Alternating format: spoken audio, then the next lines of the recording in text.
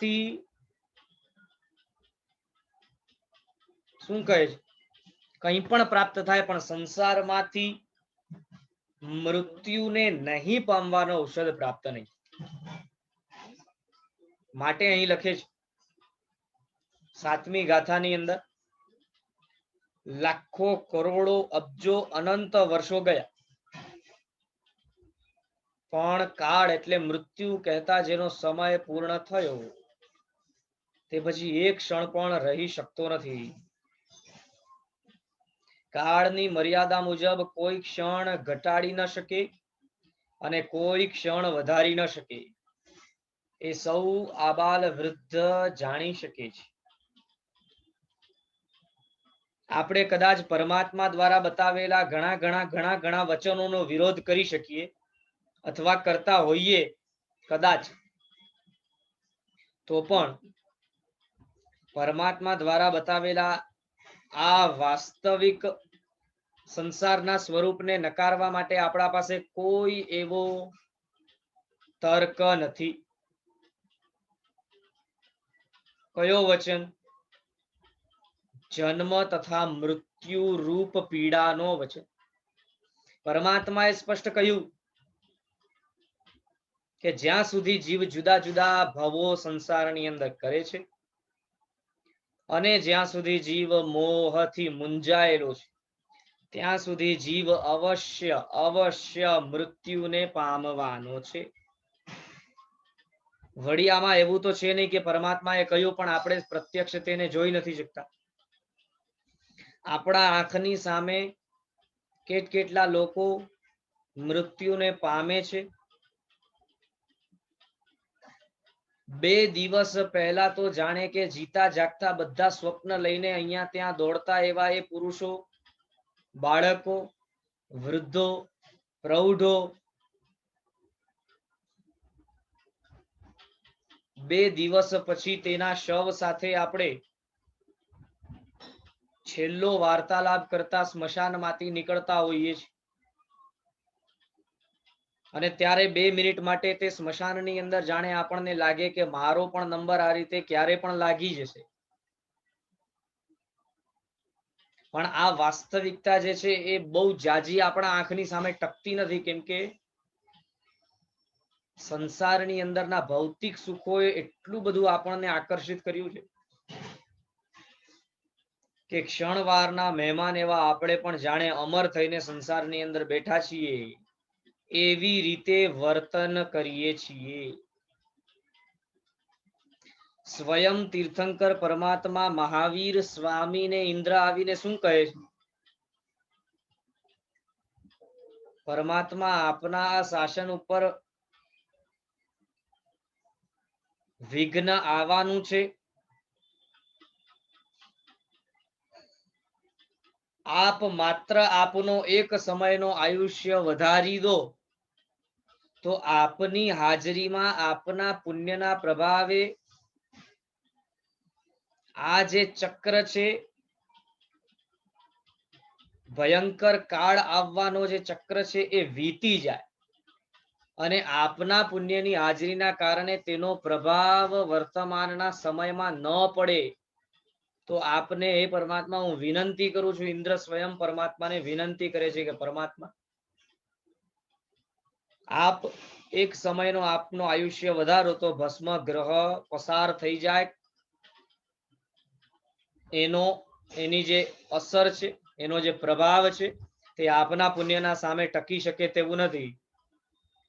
પણ સ્વયં તીર્થંકર હોવા છતાં સંપૂર્ણ જગતની અંદર સર્વ ઉત્કૃષ્ટ ઐશ્વર્ય ધરાવનારા એવા તીર્થંકર પણ સ્વયં પોતાના આયુષ્યનો એક સમય વધારી શક્યા નહીં, કેમ કે તે વધારી શકાય તેવી શક્યતા જ નથી.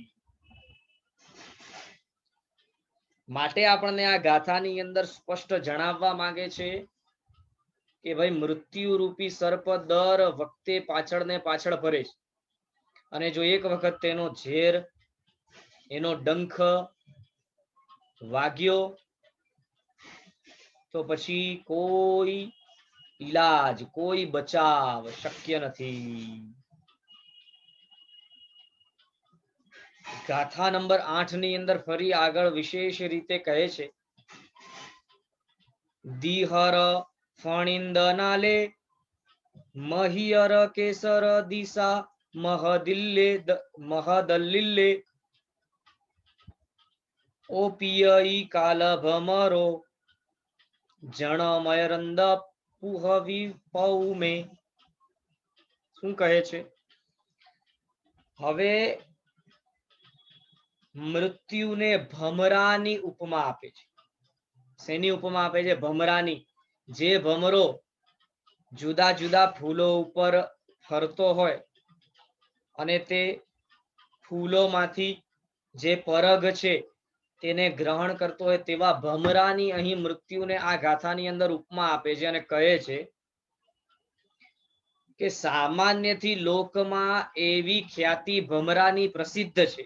કોની ખ્યાતિ? ભમરાની ખ્યાતિ એવી પ્રસિદ્ધ છે કે ભમરો જ્યારે જ્યારે પોતે એક ફૂલથી બીજા ફૂલ ઉપર ગમન કરતો હોય અને દરેક ફૂલ પર ગમન કરતો કરતો તે ફૂલમાંથી પરગ જ્યારે ગ્રહણ કરતો હોય ત્યારે એ ભમરાના કારણે સામે રહેલા ફૂલને કોઈ પ્રકારની ઈજા આવતી નથી.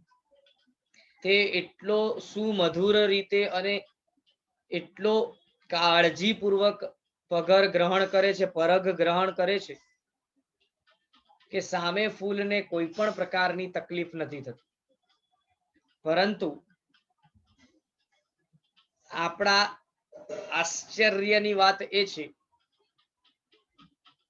કે મૃત્યુ જે છે, કાળ જે છે, એ એવો ભમરો છે જે સંસાર રૂપી કમળમાંથી, સંસાર રૂપી પુષ્પમાંથી ચૂંટી ચૂંટીને જેનો સમય આવે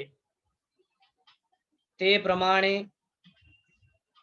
તેમાંથી પરગ કાઢી લે છે અને વળી આ કાળ રૂપી મૃત્યુ રૂપી ભમરો એટલો બધો ક્રૂર છે કે એ સંસાર રૂપી પુષ્પમાંથી ક્રૂરપણાને અંગીકાર કરતા, ક્રૂર સ્વરૂપને અંગીકાર કરતા જેનો મૃત્યુ સામે આવીને બેઠો છે તેને બરાબર તે સંસારમાંથી તેનો ભક્ષણ કરી લે છે. તો એ રીતે અહીં કાળને, મૃત્યુને ભમરાની ઉપમા આપી.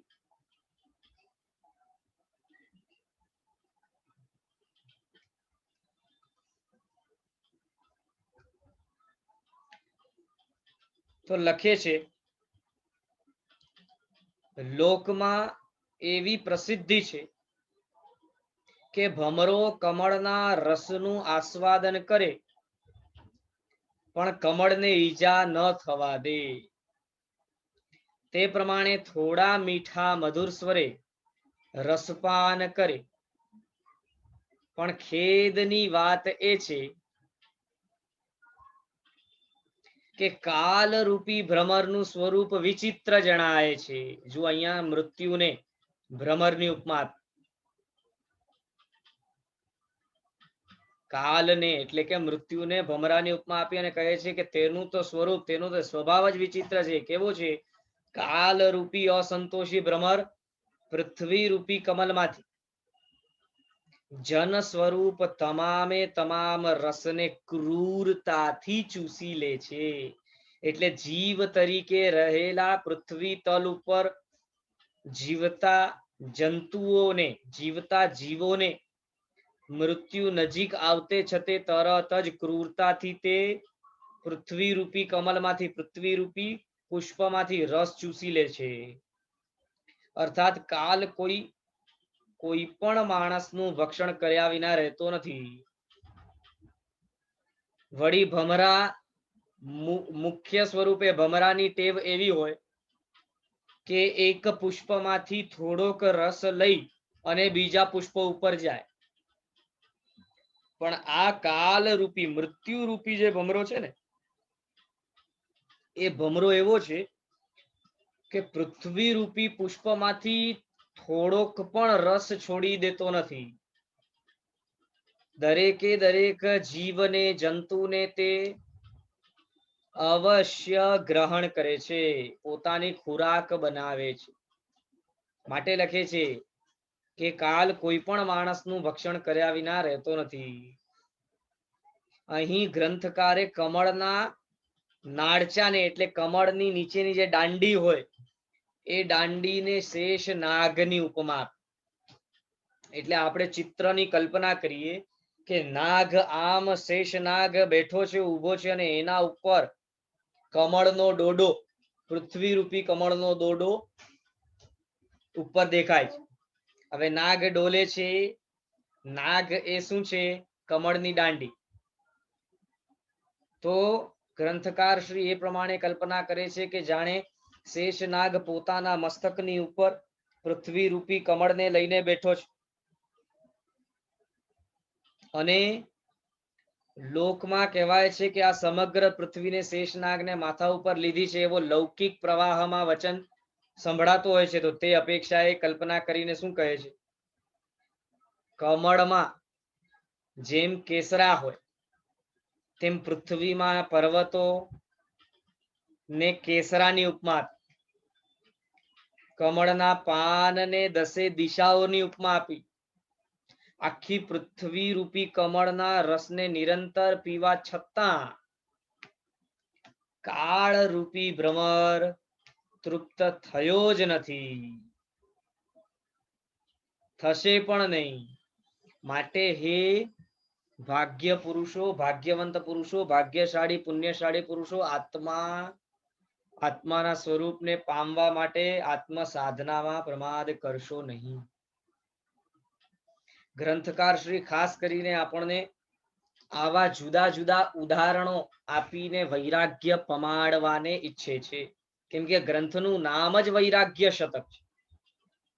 તો ગ્રંથનું નામ વૈરાગ્ય શતક છે, એનો અર્થ જ એ છે કે ગ્રંથની અંદર સંસારને એવી બધી જુદી જુદી અપેક્ષાએ એવી ઉપમાઓ આપીને સંસારનું સ્વરૂપ બતાવ્યું છે કે એ સંસારના સ્વરૂપને જો વાસ્તવિકતાએ આપણે જોવાનું શરૂ કરીએ, જો આપણી દ્રષ્ટિ તે તરફની ખુલે, તો અવશ્ય આ શતક, આ 100 ગાથાઓ, 104 ગાથાઓનો આ ગ્રંથ છેવટે આપણને વૈરાગ્ય પમાડીને રહે. અને જો જીવ ખરેખર તાત્વિક વૈરાગ્ય પામે તો શુક્લ પક્ષની શરૂઆત થશે. એટલે કે હવે દિન પ્રતિદિન ભવ પ્રતિભવ તે વૃદ્ધિને પામશે, આત્મવિકાસને પામશે, જો વૈરાગ્ય આવે તો. કેમ કે વૈરાગ્ય એ પહેલા નંબરનો પગલો છે. અને માટે વૈરાગ્ય શતક ગ્રંથની અંદર જુદી જુદી ઉપમા દ્વારા આપણને ગ્રંથકાર શ્રી સંસારના સ્વરૂપને દેખાડીને તેનાથી વિરક્ત બનાવવા માંગે છે. તો 8મી ગાથાની અંદર સંપૂર્ણ પૃથ્વીને કમળની ઉપમા આપી અને કમળના નાળચાને, દાંડાને સર્પની ઉપમા આપી અને મૃત્યુને ભમરાની ઉપમા આપીને એવું કહે છે કે આ મૃત્યુ રૂપી ભમર સતત પૃથ્વી રૂપી કમળમાંથી રસ ચૂસતો રહે છે, ક્રૂરતાથી ચૂસે છે, અને છતાંય વળી એનો સ્વભાવ કેવો છે? સતત અનાદિકાળથી રસ ચૂસવા છતાં પણ તેને સંતોષ થયો નથી અને થશે પણ નહીં. તો એના ખોરાક રૂપે અવશ્ય આપણે પણ એક દિવસ અહીંથી જવાના છીએ. આ વાસ્તવિકતા, આ નગ્ન વાસ્તવિકતા આપણને આપણા આંખની સામે સતત રાખવી જોઈએ. સતત. ક્યારે નીકળીને અહીંયાથી બીજા ભવમાં વયા જશું તેની કોઈ ખાતરી નથી. ગાથા નંબર 9. છાયામી શેણ કાલો સયલ જીયાણમ છલ્લમ ગવેસંતો પાસમ કહવી ન મુંચઈ તાધમ્મે ઉજ્જમમ ઉણઃ. શું કહે છે? હે ભવ્ય પ્રાણીઓ, કાયાની સાથે છાયા ચાલે છે. આ જગતની અંદર દરેકે દરેક સંસારી જીવને અવશ્ય શરીર મળ્યું છે. શરીર પૂતગલથી બનેલું છે અને પૂતગલથી બનેલી વસ્તુ માટે અવશ્ય એમ શાસ્ત્રોમાં કહ્યું છે કે પૂતગલથી બનેલી વસ્તુ હોય તો તે પૂતગલથી બનેલી વસ્તુની છાયા પણ અવશ્ય હોય. વળી છાયા સ્વયં પણ પૂતગલ સ્વરૂપે છે અને તે વસ્તુ જ્યાં જ્યાં જાય ત્યાં ત્યાં, તે વ્યક્તિ જ્યાં જ્યાં જાય ત્યાં ત્યાં, તે જીવ જ્યાં જ્યાં જાય ત્યાં ત્યાં એની સાથે છાયા સતત ચાલ્યા કરે. રાત્રિમાં પણ છાયા હોય તો ખરી, માત્ર અંધારું હોવાના કારણે તે છાયા આપણને દ્રષ્ટિગોચર નથી થતી, પણ છાયા હોય તો અવશ્ય. અને માટે લખે છે કે એ ભવ્ય પ્રાણીઓ કાયાની સાથે છાયા ચાલે છે. છાયા ક્યાંય મૂકીને ચાલતા નથી. આપણે છાયાથી દૂર રહેવાનો પ્રયત્ન કદાચ કરીએ તો પણ તે શક્ય બનવાનું નથી. છાયાને મૂકી દઈને શરીરને બીજે ક્યાંક લઈ જઈ શકીએ તેવી શક્યતા નથી. માટે લખે છે તેમજ તે જ રીતે આપણી પાછળ ને પાછળ છાયાની જેમ કાળ ફરે છે, મૃત્યુ ફરે છે. પાછળ ને પાછળ, પાછળ ને પાછળ, પાછળ ને પાછળ સતત મૃત્યુ ફર્યા કરે છે. મૃત્યુ મોઢું ફાડીને બેઠો જ છે કે ક્યારે હું આને ચપેટમાં લઈને મારો ખોરાક બનાવ. સકળ જગતના જીવોને અવસર આવે તો છોડે તેમ નથી. આ તો જ્યાં સુધી પુણ્ય જાગૃત છે, આયુષ્ય કર્મ જ્યાં સુધી આ ભવનું આયુષ્ય પૂર્ણ થતું નથી ત્યાં સુધી કદાચ જીવ આ જગતની અંદર પોતાની ખ્યાતિ હૈયાતી લઈને બેઠો છે. માનવ સ્વરૂપે, દેવ સ્વરૂપે, તિર્યંચ સ્વરૂપે, નરક સ્વરૂપે, કોઈ પણ અવસ્થામાં જ્યાં સુધી તે ભવનું આયુષ્ય છે ત્યાં સુધી તેનું તે અપેક્ષાએ અસ્તિત્વ છે. પણ જેવો આયુષ્ય કર્મ પૂર્ણ થયું કે તરત જ તે ભવની તે અવસ્થા ક્યાંય ગાયબ થઈ જશે એ ખબર નહીં પડે. વળી શાસ્ત્રોની અંદર તો ત્યાં સુધી કહે છે કે આયુષ્ય એ ક્યારે પણ વધારી ન શકાય, પણ આયુષ્ય અમુક પ્રકારના જીવોનું એવું હોય કે ઘટી શકે ખરો. હવે ઘટી શકે ખરો એટલે આયુષ્ય કર્મના જેટલા દલિક છે તે દલિક તો પૂરેપૂરા જ ભોગવવાના છે, પણ ક્રમસર ન ભોગવાતા એકી સાથે તે બધા દલિકો ભોગવાઈ જાય અને 80 વર્ષની આયુષ્યનો વ્યક્તિ કદાચ 25મા વર્ષે પણ મૃત્યુ પામે તેવું બની શકે. પણ આયુષ્યમાં વૃદ્ધિ ક્યારે કરી શકાતી નથી.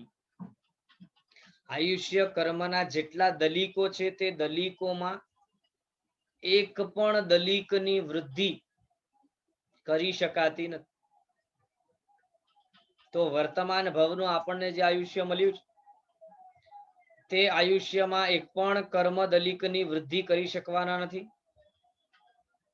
અને આપણે એમે રોજ સવારના ઉઠીએ એટલે સર્વપ્રથમ વૈરાગ્યનો પહેલો જ પાનો દરરોજ પત્રિકામાં જોવા મળે છે.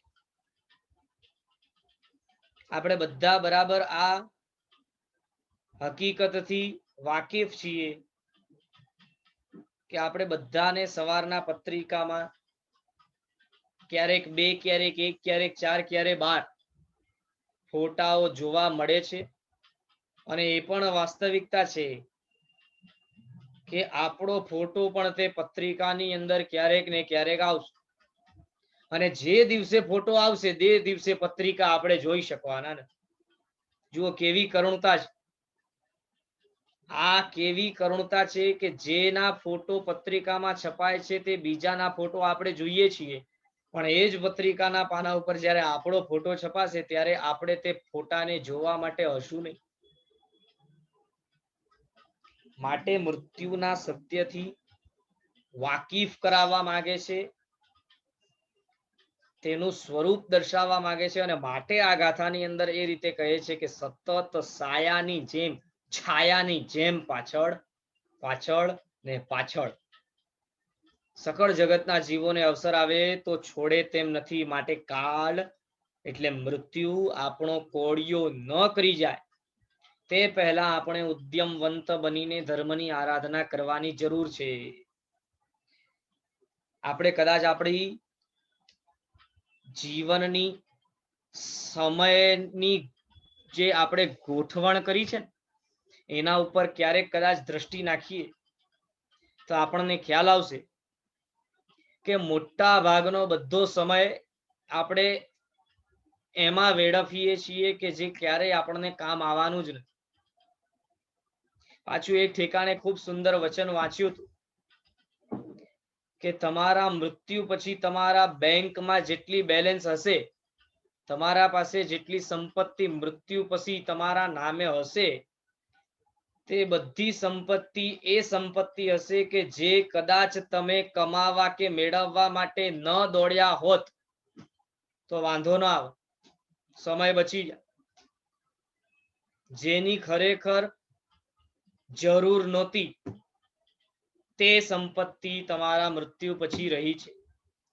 એટલે મૃત્યુ સુધી આપણે દોડી દોડી દોડી દોડી દોડીને વસ્તુ સામગ્રીને ભેગી કરીએ છીએ, અને વર્તમાનમાં તો ખરેખર આપણી બધાની અવસ્થા એવી છે ને કે ભૌતિક સુખનું પણ ભોગવટું આપણને કરતા નથી આવતું. ભૌતિક સુખમાં પણ ખરેખર આપણે માત્ર દુઃખને જ ભોગવી, ભૌતિક સુખ મેળવવાની પાછળ પણ, કેમ કે ભૌતિક સુખને ભોગવવામાં પણ છે ને શાસ્ત્રકાર ભગવંતોએ ભૌતિક સુખની પણ વ્યાખ્યા કરીને તેની ભોગવવાની શૈલી બતાવી, ક્રમ બતાવ્યું. એમાં પણ આપણે પાછળ પડી ગયા, હારી ગયા. આપણા અહીંયા તો શાસ્ત્રકાર ભગવંતોએ બતાવ્યું કે ભૌતિક સુખ ભોગવતા સમયે પણ છે ને જો જીવનો મન શાંત ન હોય ને તો તે ભૌતિક સુખને ભોગવી ન શકે. જો આપણા પાસે બધું જ હોય, બધું જ હોય, બધું જ હોય, પણ આપણું મન જ આકુળ વ્યાકુળ હોય તો તે બધી સુખ સામગ્રીને કઈ રીતે ભોગવી શકીએ? અને મન સ્વસ્થ હોય ને તો ઇન્દ્રિય પોતે ભોગ સામગ્રીનો આનંદ લઈ શકે. પણ જો મન જ સ્વસ્થ ન હોય ને તો ઇન્દ્રિય માટેની સામગ્રી હોવા છતાં પણ ઇન્દ્રિય તે સામગ્રીનો આનંદ મેળવી ન શકે.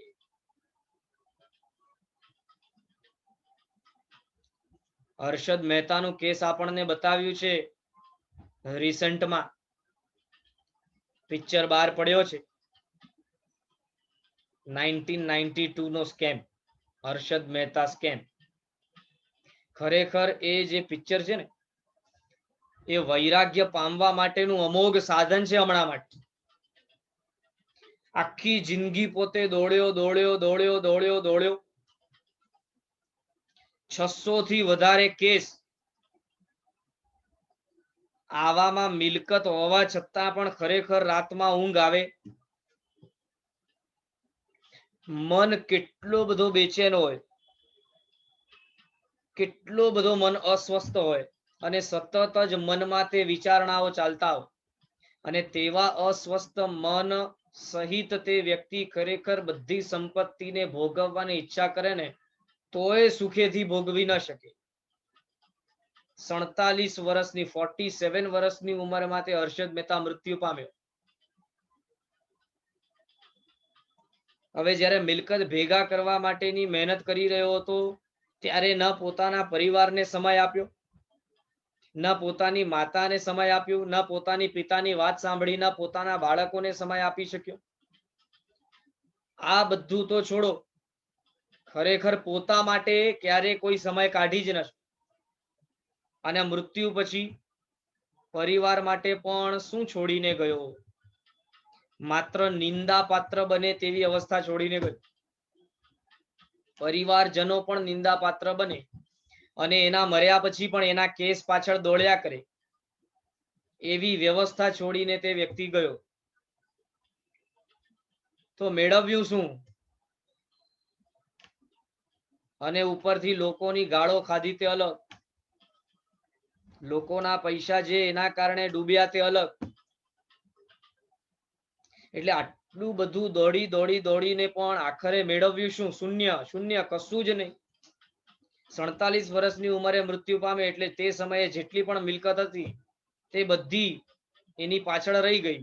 અને ત્યારે ખ્યાલ આવે છે કેટલી બધી મિલકત જે એને ભેગી કરવા માટે દોડ્યો, એ ન દોડ્યો હોત તો હજી જાજુ જીવી જાત, કદાચ એવું બને.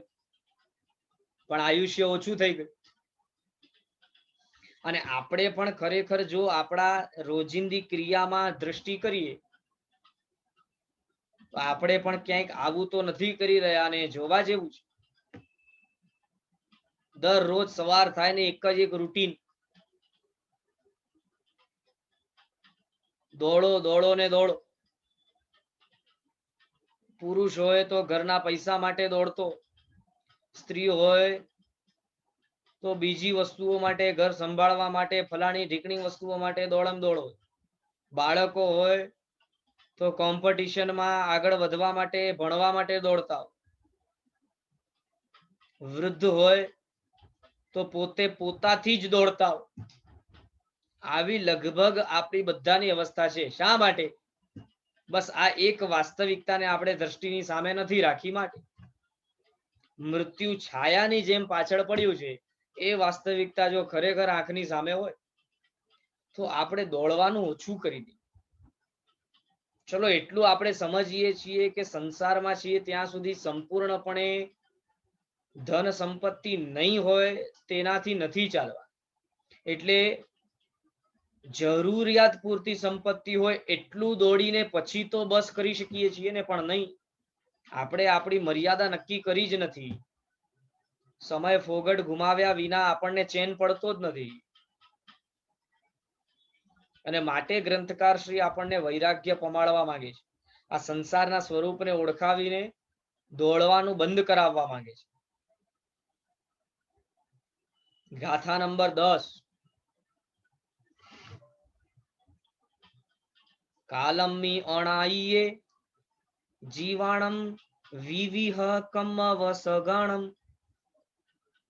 તન્નથી સંવિહાણમ સંસારે જન્મ સંભવઈ.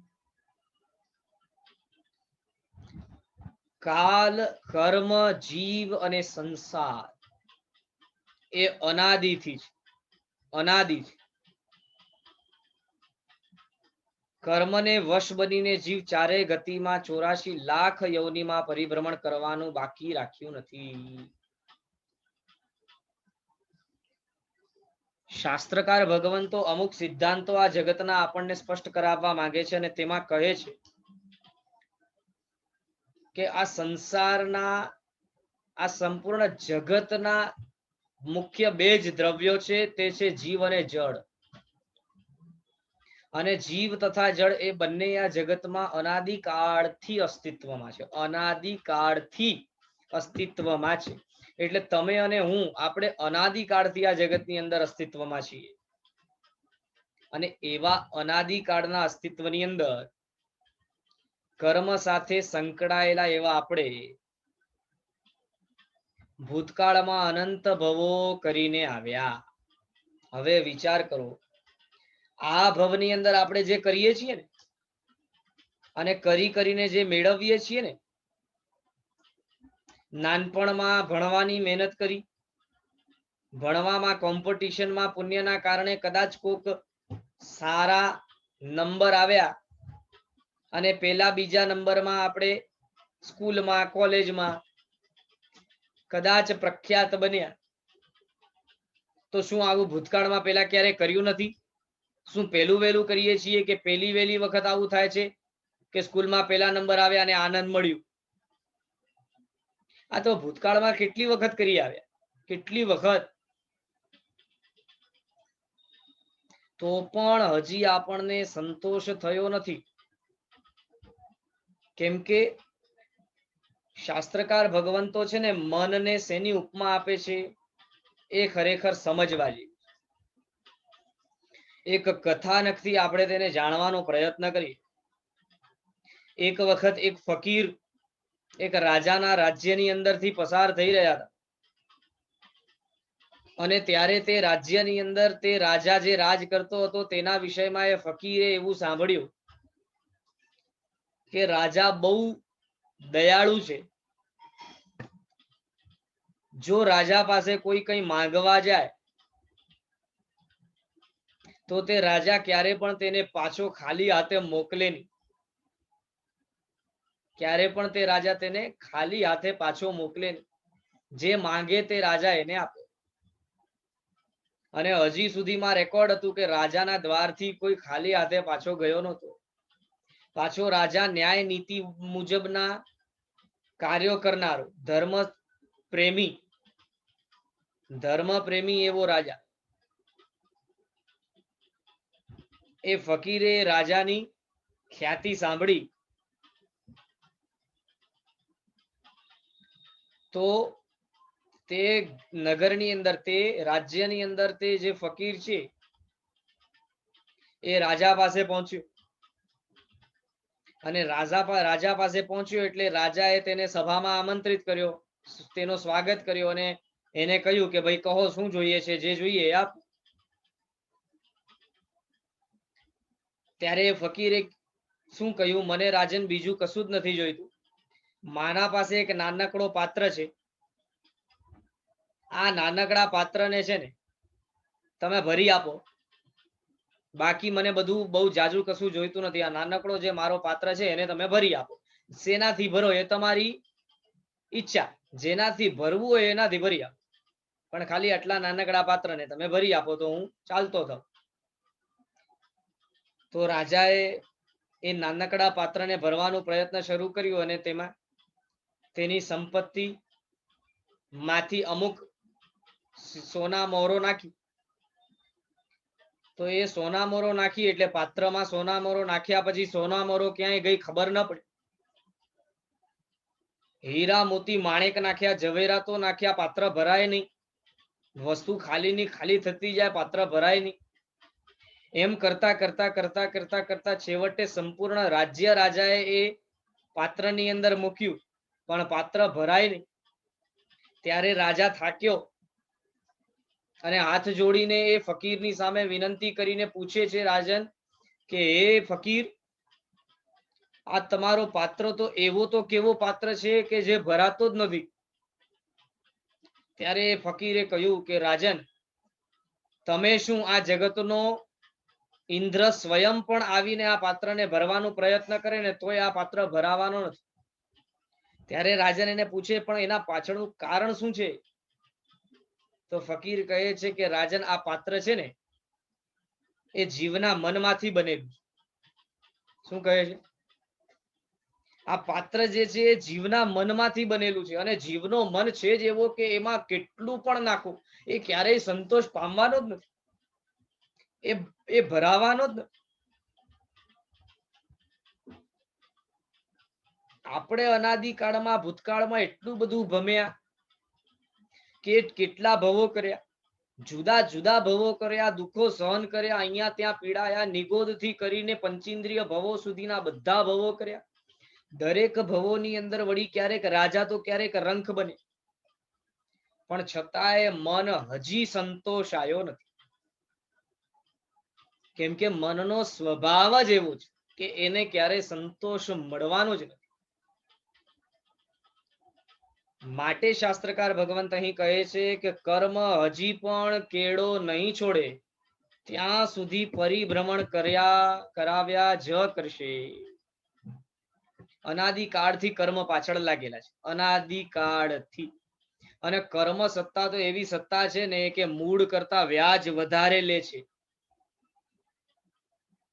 આપણે કદાચ કર્મ સત્તા પાસેથી 5 મિનિટની ભૌતિક સામગ્રીનું સુખ માંગીએ ને તો તે 5 મિનિટના આનંદને બદલે ભવો ભવની દુઃખની યાત્રા કર્મ સત્તા આપણાથી માંગી લે છે.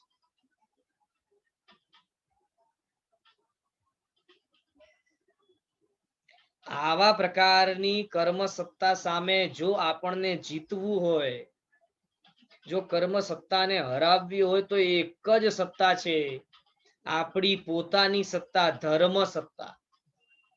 એના સિવાય બીજી કોઈ એવી સત્તા નથી કે જે કર્મ સત્તાને હરાવી શકે. માટે કર્મ તો અવશ્ય આપણો કોળિયો કરવાનો જ, કર્મ પીછો છોડવાનો નથી. શેઠ સાહુકાર હોય કે પછી કોઈ પણ હોય, ક્યારેય કર્મ છોડવાનો નથી. માટે અહીં લખે છે, શું લખે છે? શેઠ સાહુકાર, સાહુકાર શેઠ બની જાય. અકામ નિર્જરા કરતો, સકામ નિર્જરા કરતો કરતો ક્રમે ક્રમે ઉત્તરો ઉત્તર ઉચ્ચ માર્ગે આવ્યા છીએ. એકેન્દ્રિયમાં ન જવાય તે જ લક્ષ્ય રાખવું. શું કહે છે જુઓ, આપણે અનાદિકાળથી આટલી બધી પીડા સહન કરીને અહીંયા ત્યાં અથડાઈ કૂટાઈને ભ્રમણ કરી કરીને મહા મોંઘેરો માનવ ભવ અનંત પુણ્ય રાશિ ખર્ચીને પામ્યા છીએ. તો આટલી બધી પુણ્ય રાશિ ખર્ચીને આ પામેલો મનુષ્ય ભાવ એમને એમ કઈ રીતે ગુમાવી દેવાય? આપણે છે ને અહીંયાથી કદાચ કોઈક બીજા સ્થાને ફરવા હરવા જવાના હોઈએ ને, ફરવા હરવા છોડો, અહીંયાથી આપણે કદાચ શેત્રુંજય તીર્થની યાત્રા કરવા પણ જતા હોઈએ ને, તો આપણે યાત્રા કરવા જઈએ તો કેટલી બધી પ્લેનિંગ કરીને જઈએ. અહીંયાથી આપણે ટ્રેનોની ટિકિટ બરાબર જોઈ લઈએ. ટ્રેનમાં ટિકિટ ન મળે તો પ્લેનની ટિકિટ કરીએ, પ્લેનની ટિકિટ બરાબર સેટ કરીએ. 4 દિવસ 5 દિવસનો આપણો પ્રોગ્રામ હોય તો એ અપેક્ષાએ આપણે બેગોમાં બરાબર બધું સામાન ભરીએ. હવે ખાલી ટ્રેનની કે પ્લેનની ટિકિટ ન કરીએ, પણ ત્યાં શેત્રુંજય તીર્થ ઉપર જવા માટે તે પાલિતાણા શહેરની અંદર આપણે ધર્મશાળાઓમાં બરાબર પૂછાઅછા કરાવીએ. ત્યાં પણ વળી કયા ધર્મશાળાની અંદર કેવો રૂમ ગોઠવવું છે, હોલમાં રહેવું છે કે રૂમમાં રહેવું છે, રૂમમાં પણ વળી કયા રૂમમાં રહેવું છે, સિંગલ રૂમ વાળો જોઈએ છે કે પછી 2-3 રૂમ એકી સાથે હોય એવું જોઈએ છે, વિધાઉટ એસી જોઈએ છે કે એસી વાળો જોઈએ છે. બધી તપાસ પૂછાઅછા કરીને પછી બધું સેટ કરીને આપણે શેત્રુંજયની યાત્રા કરવા માટે જઈએ. તો પછી નથી લાગતું કે આ ભવથી આવનારા ભવે જવા માટે આપણને આ બધું સેટ કરી લેવું જોઈએ? આપણે હમણાં આ વર્તમાનમાં ભવ જે આપણે ભોગવી રહ્યા છીએ, એ ભવ પછી આવનારા ભવ માટે કોઈ સેટિંગ કરી ખરી? આપણે વિચાર્યું કે આપણે આવનારા ભવમાં સિંગલ હોલમાં રહીશું, બધા સાથે મળીને એક જ સાથે બધા સાથે એક હોલમાં રહેવું છે, કે પછી જુદો એક રૂમ જોઈએ છે પોતા માટે પર્સનલ? વળી તે બધી ફેસિલિટી વાળો જોઈએ છે કે એવો હોય કે જેમાં ક્યારેક અડધો સમય પાણી ના આવતું હોય, અડધો સમય લાઈટ ન હોય, અડધો સમય એસી ચાલતો ન હોય અથવા એસી વિનાનો? આવી બધી સેટિંગ કરી છે કે નથી કરી? વિચારણા કરી છે કે નથી કરી? વિચારવા જેવું. જો કદાચ ભૂલમાં આ ભવમાં ભૌતિક સુખોની અંદર પાછળ દોડતા દોડતા એકેન્દ્રિયમાં પટકાયા, અને એકેન્દ્રિયમાં પણ ભૂલે ચૂકે જો અનંત કાયની અંદર પટકાયા, તો અનંત જીવો સાથે એક જ શરીરમાં એક જ હોલમાં રહેવું પડશે. જેમ ફાગણી તેરસના દિવસે જો કદાચ ત્યાં પાલિતાણામાં ધર્મશાળાઓની અંદર રૂમ ન મળે ને, તો છેવટે ત્યાં ઉપાશ્રયોના હોલની અંદર જે માણસો ભેગા થઈને રહે છે, એક જ હોલની અંદર હજારો માણસો ભેગા થઈને રહે, તે રીતે એકેન્દ્રિયના ભવની અંદર એ પણ અનંત કાયના ભવની અંદર પટકાયા તો અનંત જીવો સાથે એક જ શરીર શેર કરીને રહેવું પડશે. એ પણ વળી 1-2 દિવસ 5-10 મિનિટ માટે નહીં, અનંત કાળ વ્યતીત થાય એવી અવસ્થામાં. તો આપણે એવી કોઈ પ્લેનિંગ કરી ખરી કે આવનારા ભવની અંદર મને પંચેન્દ્રિયપણું મળશે ખરું, જ્યાં મારો પોતાનો પર્સનલ શરીર હશે? પર્સનલ શરીર તો 2 ઇન્દ્રિય ને ચૌરિન્દ્રિય આદિને પણ છે, પણ એ પર્સનલ શરીર કેવો છે? ફેસિલિટી વિનાનો છે. ક્યાંય પંખો ન ચાલતો હોય, ક્યાંય લાઈટ ન હોય, ક્યાંય કશું ન હોય, ક્યાંય કશું ન હોય. પંચેન્દ્રિયનો જ ભવ એવો છે કે જ્યાં ઘણી બધી ફેસિલિટી છે. એમાં પણ વળી પંચેન્દ્રિયમાં મનુષ્યનો જ ભવ એવો છે કે જ્યાં ધર્મ કરી શકે તેવી ફેસિલિટી મળશે. મનના વિચારોને પરિવર્તિત કરીને શુભમાં કન્વર્ટ કરી શકે, રૂપાંતરિત કરી શકે તેવી ફેસિલિટી મળશે. એના સિવાય બીજા ભવોમાં આવી કોઈ ફેસિલિટી મળવાની નથી. તો શું નથી લાગતું કે આપણને આવનારા ભવની બધી સેટિંગ અહીંયાથી કરીને જવી જોઈએ? માટે અહીં ગ્રંથકારશ્રી કહે છે કે લક્ષ્ય એ રાખવાનું છે કે એકેન્દ્રિયમાં ક્યાંય પટકાઈ ન જઈએ. કોઈ કરોડપતિ વ્યક્તિ રોડપતિ ન થઈ જાય તેનું સતત ચિંતન મનન લક્ષ્ય રાખે, તેમ એકેન્દ્રિય આદિ તિર્યંચ આદિમાંથી ઘણા પુણ્યોદય માનવ મળ્યો છે. હવે પુનઃ વમી ન જવાય તેનું સતત ધ્યાન રાખવું એ જ જ્ઞાન આત્મહિતકર છે. એ પ્રમાણે અહીં શાસ્ત્રકાર ભગવંત કહેવા માંગે છે. અને આપણા અહીંયા તો પાછું શાસ્ત્રકાર ભગવંતોએ આગમ ગ્રંથોની અંદર જે રહસ્ય બતાવ્યું છે ને, એ રહસ્યો આપણને બહુ સહેલાઈથી પ્રાપ્ત થાય તેવી બધી વ્યવસ્થાઓ કરી છે. મહાપુરુષોએ એવા બધા ગ્રંથોની રચના કરી છે કે જે ગ્રંથોની અંદર ખરેખર આ ભવથી આવનારા ભવોની અંદર આપણને સદગતિ પામવી હોય તો કઈ રીતે પામી શકાય તેની બધી વ્યવસ્થા બતાવી છે. ગેરંટી સદગતિ મળે, ગેરંટી, તેની પણ વ્યવસ્થાઓ બતાવી. હા, પણ પાછું ત્યાં એવું પણ બતાવ્યું કે સદગતિ મળે તેવી ગેરંટી શાસ્ત્રકાર ભગવંતો આપે છે, પણ સદબુદ્ધિ વિનાની સદગતિ કોઈ કામ આવવાની નથી. માટે આપણે કદાચ જો પરમાત્મા પાસેથી સદગતિ માંગતા હોઈએ તો સદગતિ માંગતા પહેલા સદબુદ્ધિ માંગવાની છે. અને માત્ર માંગવાથી મળવાની નથી, તે મળી શકે તેના માટે પ્રયત્ન કરવાનું છે, મહેનત કરવાની છે, ઉદ્યમ કરવાનું છે, શાસ્ત્રોનું અધ્યયન કરવાનું છે, વચનોને જાણવાનું છે, જગતની વાસ્તવિકતા જે છે એને આંખની સામે રાખીને ધર્મમાં પ્રયત્ન કરી આપણને સદબુદ્ધિ મેળવવાની છે. અને શાસ્ત્રકાર ભગવંતો તો ત્યાં સુધી કહે છે કે કદાચ સદગતિ મળી પણ સદબુદ્ધિ ન મળીને તો તે ભવનો કોઈ અર્થ નથી. પણ કદાચ જો સદબુદ્ધિ મળી અને સદગતિ ન મળીને તો પણ તે ભવનો અવશ્ય અર્થ છે. દાખલા તરીકે કૃષ્ણ મહારાજા, શ્રેણિક મહારાજા બધા હમણાં નરકની અંદર છે, પણ સદગતિ પ્રાપ્ત નથી થઈ, બરાબર છે. છતાં પણ વ્યવહારિક દ્રષ્ટિએ આપણે એમને કહીએ કે સદગતિ પ્રાપ્ત નથી થઈ, પણ સદબુદ્ધિ છે, માટે તે સદગતિ ન પ્રાપ્ત થયા છતાં પણ તે ભવ તેમના માટે શ્રેયસ્કર છે. અને બીજી બાજુ જેટલા એવા જીવો છે, જેમ કે ગોશાળો હમણાં દેવલોકમાં મજા કરે, કેમ કે છેલ્લા સમયે જ્યારે મૃત્યુ થયો ત્યારે સંકિતને પામ્યો અને એના કારણે શુભ ભાવમાં હતો તો દેવલોક મળ્યું. પણ સદબુદ્ધિ મળ્યા પછી પણ એટલી હદે ઢંકાવાની છે કે અર્ધ પૂતગલ પરાવર્તન ફરીને પછી મોક્ષે જશે. તો એના માટે એ દેવપણું જે હમણાં મળેલું છે તે અપેક્ષાએ સદગતિ એના માટે નથી.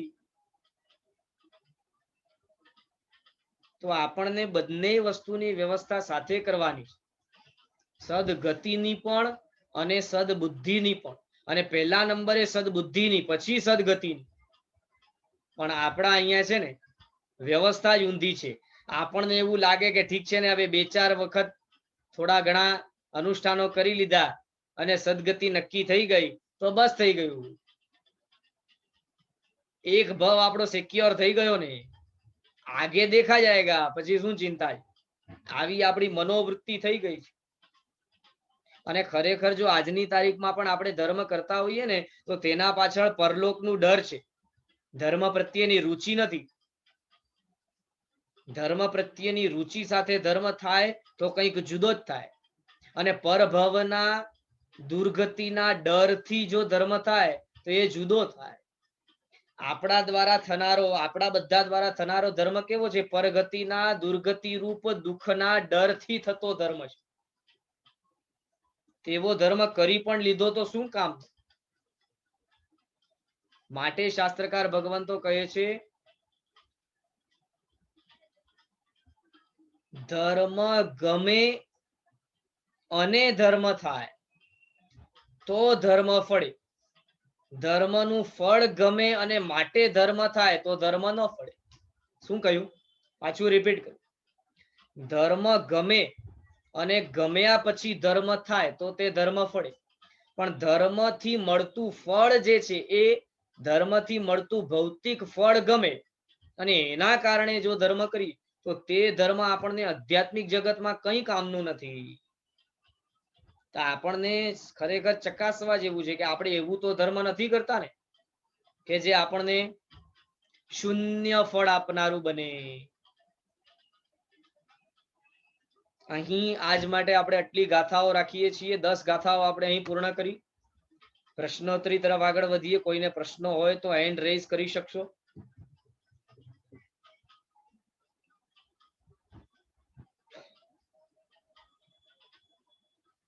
પલ્લવીબેન બોલો. ગુરુજી, હાજી. આપ જે આ ગાથા કરાવો છો ને તો એનું પ્રોનાઉન્સિએશન 2-3 વાર રિપીટ કરાવો ને તો જરાક બેસી જાય, કારણ કે આમાં ડોટ્સ ને અડધા અક્ષર બહુ છે. જી જી જી જી. અને હમણાં જે લાસ્ટમાં આપે કહ્યું ને કે આપણે ધર્મ ગમે અને કરીએ અને કે ધર્મનું ફળ ગમે ને કરીએ, પણ તો એ બેનું ડિમાર્કેશન એટલે લાઈન બહુ સમજાતી નથી એક્ઝેક્ટલી આમ, એટલે આપણને કેવી રીતના એ પરખવાનું આપણી માટે? જો અહીંયા શું કહે છે ખબર છે? એક તમને ઉદાહરણ આપું. આપણે જે ધર્મ કરીએ છીએ, જે અનુષ્ઠાનો કરીએ છીએ, જે શુભ ક્રિયાઓ કરીએ છીએ, તે ક્રિયા દ્વારા આપણને જે ફળ મળે છે તે કદાચ કાલકો કોઈ ઇન્દ્ર આવીને આકાશવાણી કરે અને એમ કહે કે 2 દિવસ માટે તમારા દ્વારા થતા ધર્મનું કોઈ પણ ફળ તમને મળવાનું નથી. તમે પરમાત્માની પૂજા કરો એનું પણ કોઈ ફળ નહીં, તમે પ્રતિક્રમણ કરો એનું પણ કોઈ ફળ નહીં, તમે સામાયિક કરો એનું પણ કોઈ ફળ નહીં, તમે જેટલા શુભ કાર્યો, દાન આપો, સ્વાધ્યાય કરો, વિનય સેવો કોઈ પણ કરો, એનું કોઈ ફળ ન મળે 2 દિવસ માટે. હવે વિચાર કરો આપણે કેટલું ધર્મ કાર્ય કરશું? કરશું ખરા? કરવા માટે તૈયાર થશું ખરા? જો એ ફળ ન મળે છતાં પણ જો ધર્મ કરણીમાં કોઈ પણ ત્રુટિ ન થાય તો એનું અર્થ એ છે કે જીવને ખરેખર પોતાના ગુણો ગમે છે, ગુણોનો વિકાસ કરવો છે, અધ્યાત્મ જગતમાં પ્રવેશ કરીને આત્મ વિકાસ કરીને આત્મિક સુખ પામીને સિદ્ધ ગતિ પામવી છે, માટે થઈને ધર્મ કરે છે. ધર્મથી દેવલોક મળશે કે ધર્મથી ચક્રવર્તીપણું મળશે કે ધર્મથી ધન સંપત્તિ મળશે કે ઐશ્વર્ય મળશે એના માટે ધર્મ નથી કરતો. બરાબર. અને તે જ રીતે પાપ માટે પણ સમજવાનું આવશે. પાપનું ફળ નથી ગમતું માટે પાપ નથી કરતા, પાપ નથી ગમતું માટે પાપ નથી કરતા તેવું નથી. બરોબર. જી. આભાર ગુરુજી, બહુ સરસ કરાવો છો. આભાર. આભાર. કલ્પનાબેન બોલો. પ્રણામ ગુરુજી. હાજી. સદબુદ્ધિ ને આવી ડેફિનેશન એક્ઝેક્ટલી શું કરવાની? સદબુદ્ધિ ની ડેફિનેશન એ કરવાની કે એ બુદ્ધિ જે આપણું અને બીજાનું હિત કરીને આપણને પરંપરાએ આત્માની સદગતિ કરાવી, આપણને પરંપરાએ મુક્તિ સુધી પહોંચાડે, તે સદબુદ્ધિ. ખ્યાલ આવ્યું? શું કહ્યું? એવો બોધ, એવી સમજણ, એવી બુદ્ધિ જે આપણને આપણું અને બીજાનું બંનેનું હિત કરાવીને પરંપરાએ મુક્તિ સુધી પહોંચાડે, તે સદબુદ્ધિ. બરાબર? ચલો જ્યોતિબેન બોલો.